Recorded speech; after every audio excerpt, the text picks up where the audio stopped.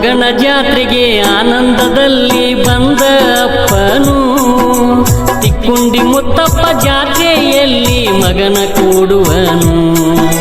ವರ್ಣಿಸಲು ಪದವೇ ಸಾಲದು ಈ ಬಂಧವನ್ನು ವರ್ಣಿಸಲು ಪದವೇ ಸಾಲದು ಈ ಬಂಧವನ್ನು ಆನಂದದಲ್ಲಿ ಆಲಂಗಿಸಿಕೊಂಡು ಮುದ್ದು ಕಂದನನ್ನು ತಂದೆ ಮುದ್ದು ಕಂದನನ್ನು